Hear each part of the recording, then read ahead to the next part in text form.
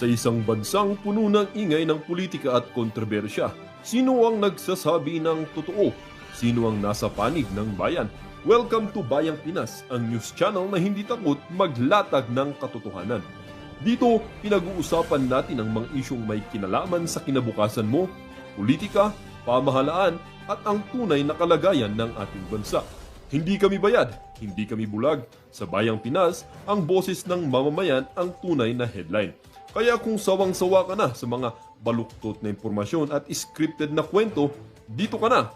Dito sa Bayang Pinas, tayo ang bantay at boses ng bayan. Kung gusto mong manatiling mulat at informed, don't forget to like, share, and most importantly, subscribe dahil sa panahon ngayon, ang kaalaman ay kapangyarihan. Ito ang Bayang Pinas, balitang totoo, pusong makabayan para sa sambayanang Pilipino. Tara na't alamin ang tunay na balita.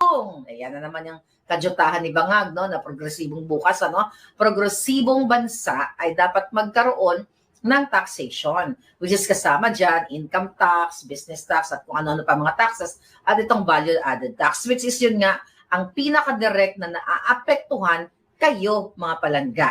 Tayo na wala namang yaman na katulad ng mga mayayamang kawatan. Alright?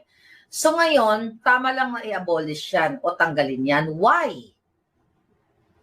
Kasi, ang makikinabang dyan lahat, whether you're rich or poor actually. Okay? Pero ang mas makikinabang talaga dyan ay kayo. Kasi imagine nyo 12%. Di ba? Magkano sweldo ng construction worker? Magkano ang sweldo ng mga scavengers? Okay? Magkano ang kinikita pala ng mga nagtitinda ng mga saging, gulay, mga ganyan na maliliit, di ba? So ngayon, di ba, mga palangga, magkano lang kinikita nyo? Minsan, 500, di ba? Wala pang 500, di ba? 300. So, ito yung mga talagang kahirap-hirapan nating mga kababayan. So yung 12%, napakalaking halaga niyan. Kasi let's say for example, meron ka lang, sabihin mo ng 100, okay? May pamilya ka. Ito yung pinag-uusapan natin, itong mga nasa, yung sinasabi natin na talagang, sinasabi lagi ng mga politiko, lagi nilang ginagamit na word, poorest of the poor. Diba? Lagi yung narinig. Yung mga narinig nyo kay Mama Lenny, yung mga nasa laylayan. Tignan mo si Lenny, iniwan na kayo sa laylayan, right? Wala na siyang anti-Bangag, anti-Marcos. But anyway, ibang story yan. Tsaka na natin pag-usapan. Balik tayo sa VAT. Ngayon, Bangag ang tatay ni Sandro, sabi ni Louie. Ngayon, mga kababayan, binibigyan ko kayo ng halimbawa na, let's say, ang kita mo, isa kang, nagtitinda lang ng gulay, tulak-tulak. Yung 12% napakahalaga yan. Okay? What is, kung matatanggal yan, di ba, makakasave ng, sa 100 piso, makakasave ng 12 pesos ang isang mahirap. Let's say, for example, magkano sardinas sa atin ngayon? Okay? So, imbis bibili siya ng 100 piso worth ng pagkain, di ba, isang pagkain, sa ngayon, binabayad niya yung 12% na tax. Eh, walang toyo si kuya. Walang pabiling toyo, wala pabiling asin, or toyo, asin, or suka, ganyan-ganyan. Di ba? Ngayon, mga kababayan, okay? Ngayon, nakikita mo, may 12 pesos siya na kung patuloy yung 12% value-added tax niyan, which is nga ang dahilan dyan para sa infrastructure. Eh, nakita nyo naman, o tignan mo, 23 na gali ang sardinas, sabi ni Joanne Weng. So, ang ibig ko sabihin, mga kababayan,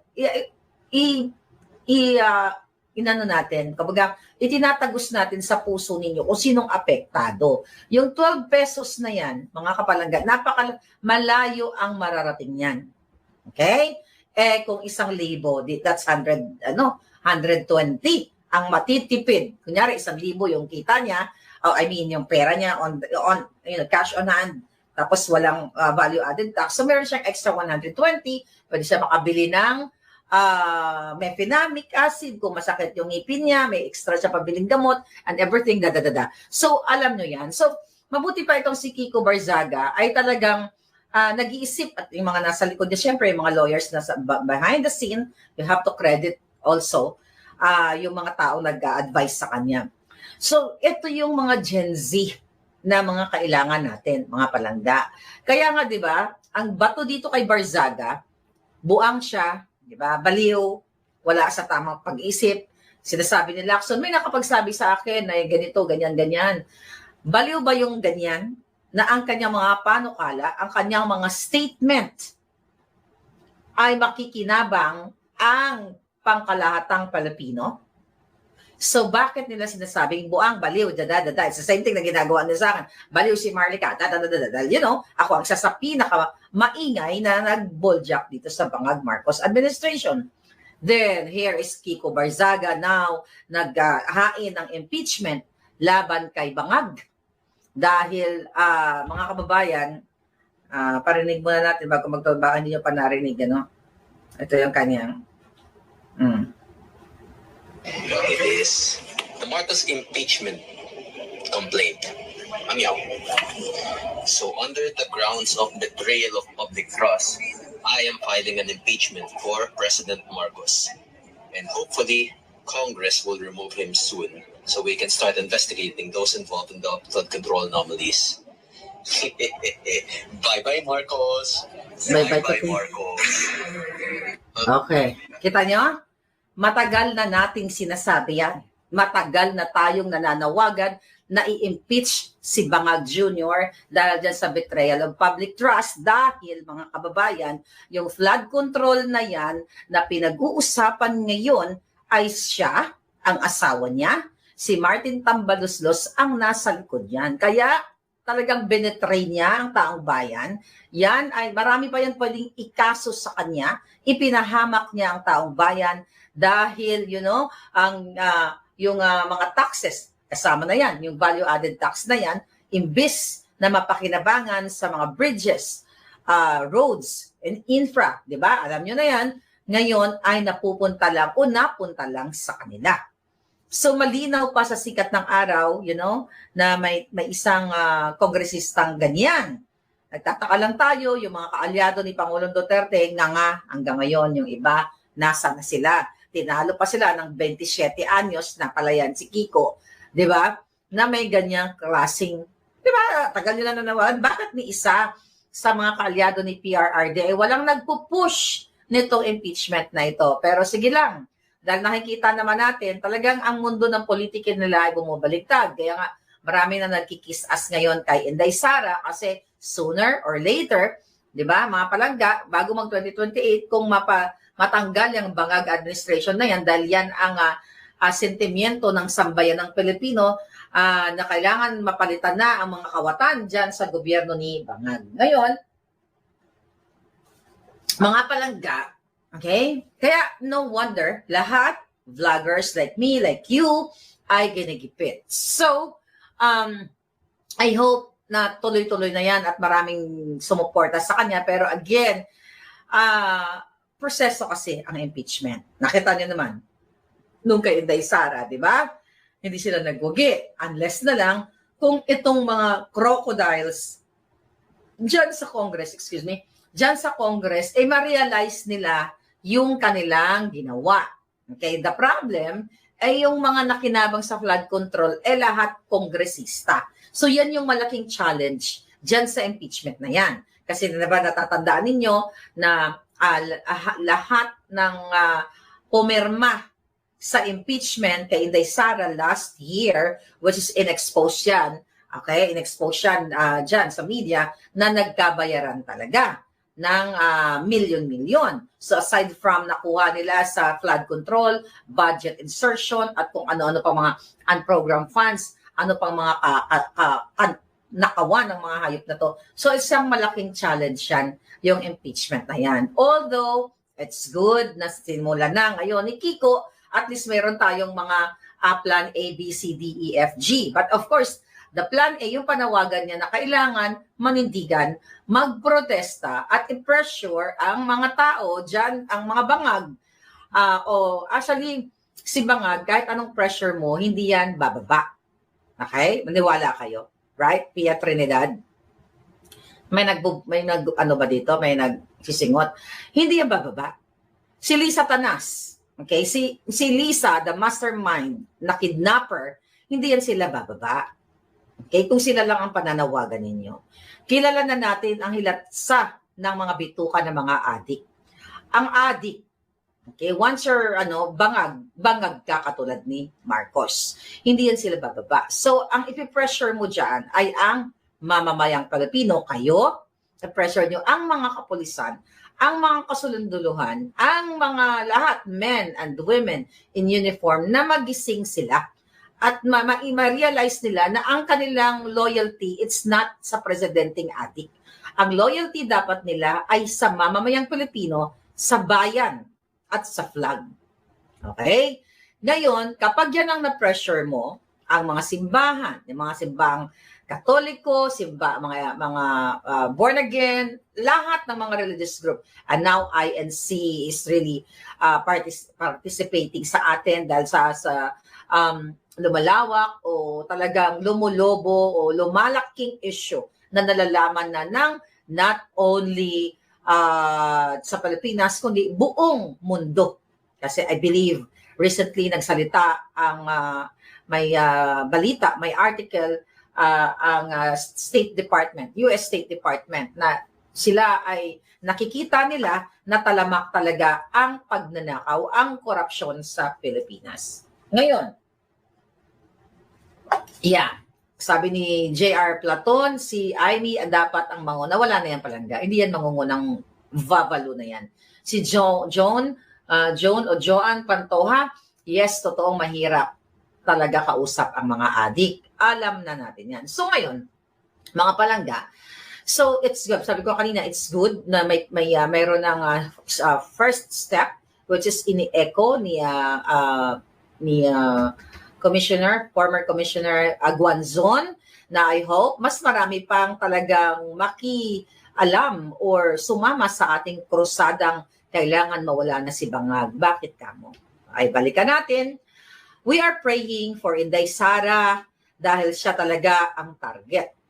Sabi ko nga, dapat ang mga nagmamahal kay Inday Sara, ang mga nasa paligid niya, ingatan siya na parang isa siyang gelatin o isang bulak o isang cake na nakalagay sa box na dapat hindi siya maalog, hindi siya magalaw, o hindi siya malaglag, not bulak. I think cake is the good example, or gelatin na hindi siya masira. Kasi tatargetin talaga siya. 2023 pa lang, di ba? The moment na inatake nila si Sara sa 125 million na kadyotang confit funds na yan, na sinasabi ni Zaldico, sinasabi ni Romualdez, lalo na si Zaldico na sinasabi, ninakaw daw ni Sara ang pera, ganyan-ganyan, 125 million. Pero now, sinampal sila ng katotohanan na sila ang magnanakaw, hindi si Sara. But of course, darling, dahil yan ay utos ni Lisa Tanas, sabi ko nga, ang gobyerno natin ay isang addictus bangag na sindikato. Okay? So ngayon, di ba, in the past, ilan na tayo, buwan na, no? Yes, I think months na. But yung Senate hearing recently, di ba, nagkakagulo na, talagang nabuksan na ang mga magnanakaw, lumabas ang ating instant na surprise witness na si Master Sergeant Orly Goteza. Ayan, kaya naman nagkalabo-labo na. Nagkaletse-letse na sila dahil hindi nila inakala na may isang PSG or di ba? Isang man in uniform, man with valor, man with honor ang nagsalita laban sa mga bangag. Sabi ko nga, papunta na tayo sana sa Malacanang pero kanilang pinutol. So, pinutol o sinuspend ang hearing. So now, mga kababayan, at ngayon, ayan, itinatag na ngayong ICI, alam nyo na yung controversial na yan, never ever maging patas yung kadyotahang ICI na yan. Kasi unang-una, itinatago nila sa publiko. If they want the public, to know kung sino-sino ang mga nasasangkot, sino pang mga pangalan, dapat yan bukas sa buong Pilipinas, sa buong mundo, sa buong Pilipino, kung sino yung nasa ICI na yan. I mean, yung mga na inakasuhan dyan, di ba? Kung sino yung mga chinarge na, blah, blah, blah. But alam ninyo na yan ay palabas lang ni Marcos Jr. So recently ay nag-ingay sila, nagdakdak sila na naglabas na ng lookout bulletin ang immigration, di ba? Ang bago din yung Joel Viado dahil yung mga yan, kampi-kampi lang yan. Okay? I-research nyo.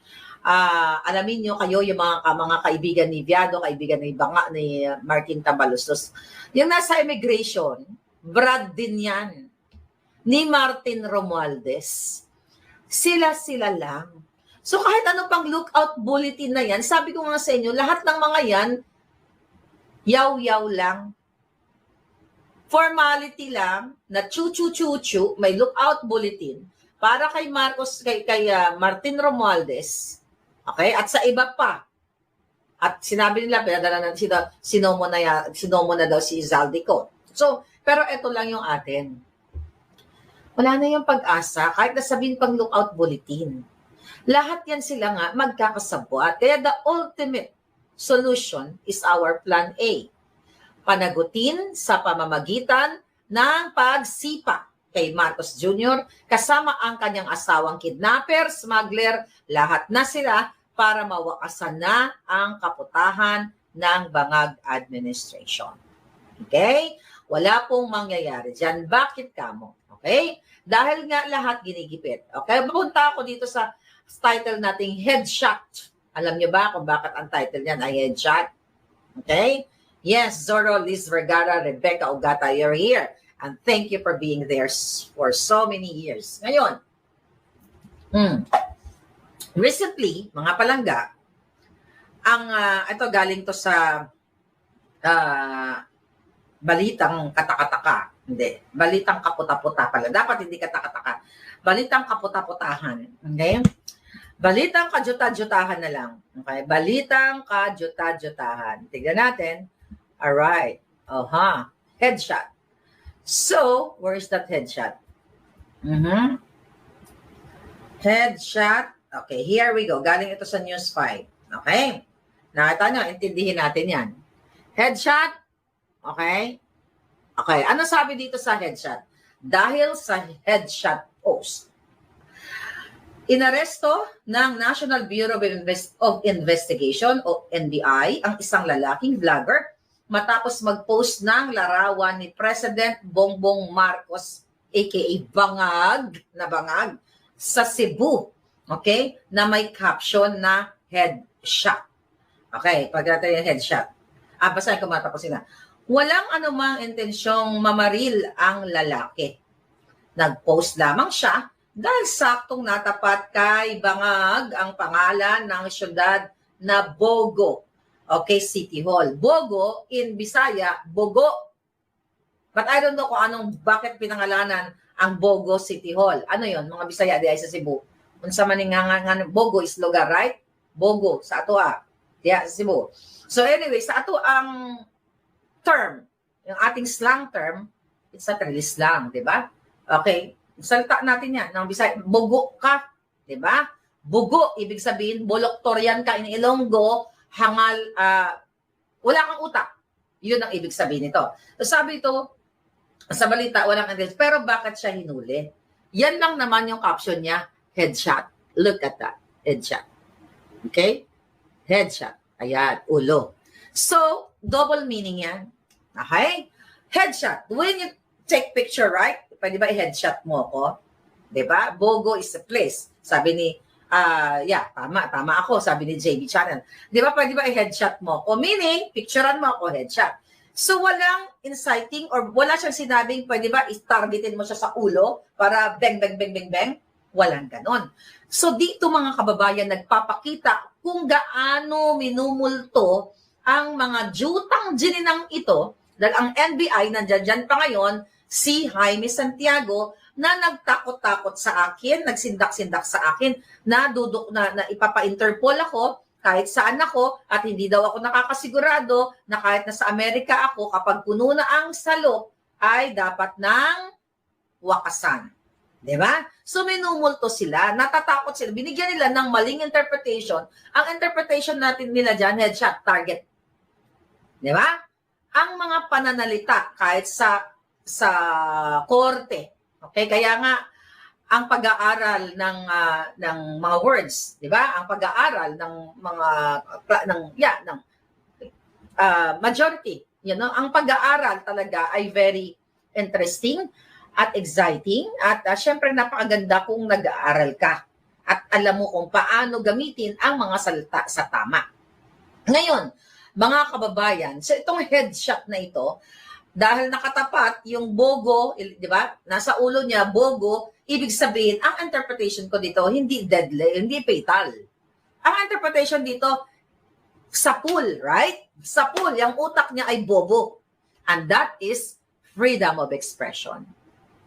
Now, hinuli. I don't know kung nakalaya na ba siya kasi wala namang o tingnan mo, ang dami nag-comment. Okay? Yan lang naman ang kaya nyo, sabi ng James Ivan Perspesigan. Yan lang naman ang kaya nyo. Yung nagnanakaw ng bilyon-bilyon, ang sarap ng buhay sa abroad. Okay? Sabi ng isa, the law applies only to powerless. Alright.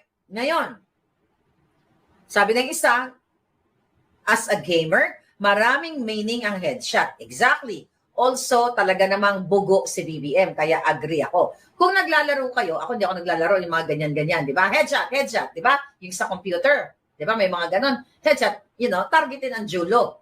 Pero siya, nilalarawan niya yung bugo. In Tagalog, tama, si Palangga, bobo. So, ibig sabihin, target talaga ang ulo, sapul na yung ulo niya tumapat doon sa Bogo City Hall, sapul na bobo siya. Tapos hinuli. Ganon. Yan ang mangyayari sa inyo pag hindi kayo kumilos. Hindi niya sinabi na targetin ang ulo ni Bogo o ni Bangag o ni BBM na walang laman kundi cocaine o pulburon. Right? Oh. So marami yan, broad ang ibig sabihin yan. Pero pag titignan mo ang konteksto dito, mga kababayan, hindi ibig sabihin bundol. Ay, thank you, Len Mix. Oh my God, dugay ko na hindi nabatian ang salitang bundol. Sa Ilonggo, sa Amon, bundol ang bugo. Oh my God, 30-something years ago, the last time I heard that word. Nan mo na ang mga buloktoryan, katulad ni Bangag, mga bundol, mga mundo mistiko, nabala nyo na, okay? Bugo, bigo, bigo, pag-ibig yun, si Santos. So ngayon, okay, sabi ng mga, alam mo, makikita mo ang sentimiento ng taong bayan. Sabi ng isa, ng commenter, funny, it may seems, but this is, sabi niya, funny, it may seems, but this is not a crime. Oh my God. Ganyan. Sabi naman sa tangina, nagsalita lang, aresto ka agad. Yung mga nagnakaw, malaya pa din hanggang ngayon, mga kupal. Exactly. Okay? Nakita nyo yan? Ito maganda tong sinabi ni June Stel o Dar